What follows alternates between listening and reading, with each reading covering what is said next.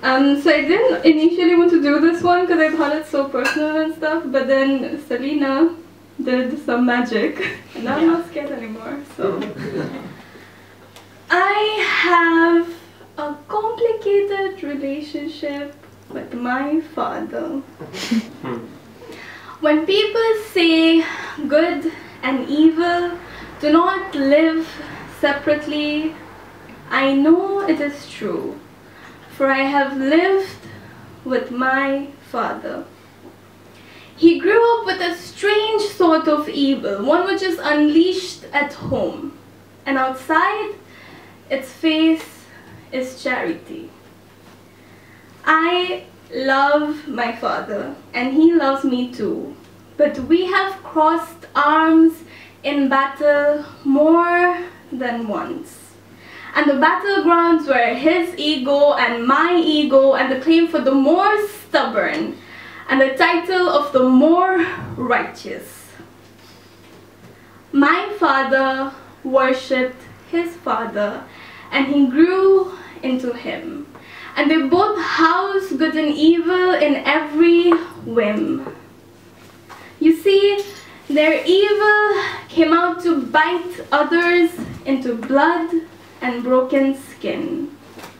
But when it comes to his kids, my father is a feminist. And yet we have crossed arms in battle.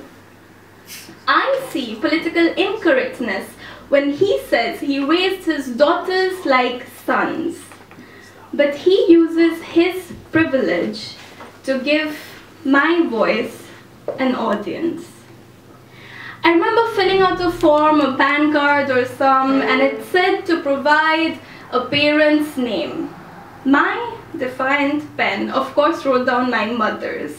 My father threw a tantrum. You see, in my country, you only use your mother's name if your father is dead.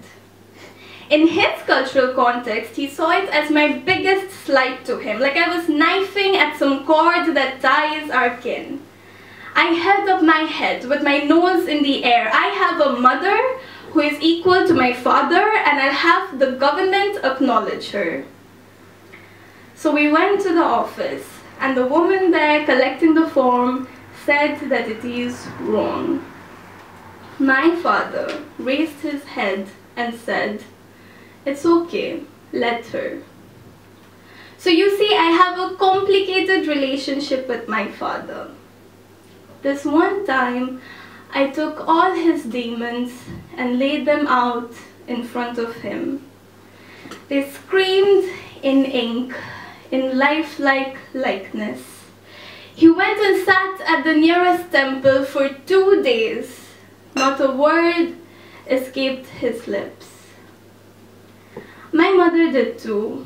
On our terrace a while back, we were sitting on a carpet in the cool evening breeze.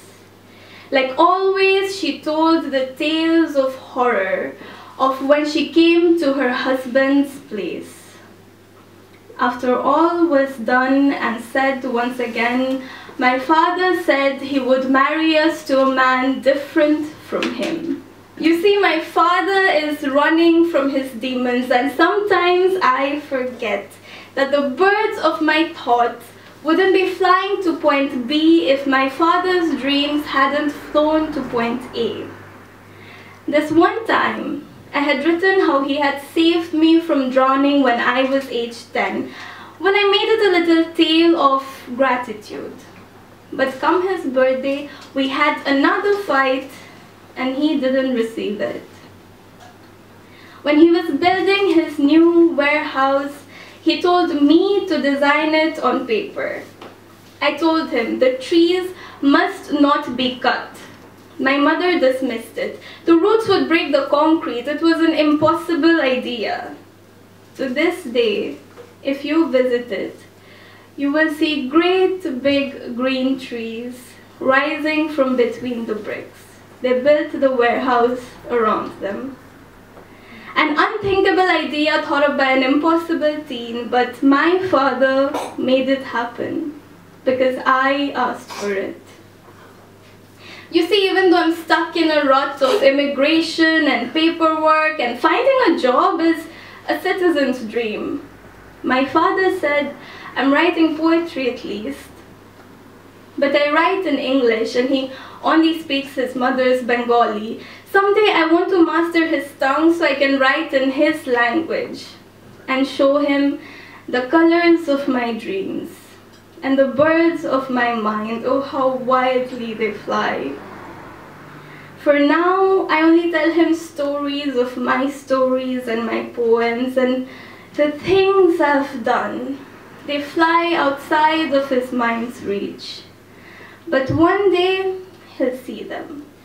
And I tell him people will know him because of me. He doesn't question it. He only teases that it won't happen in his lifetime. But I know he's proud already.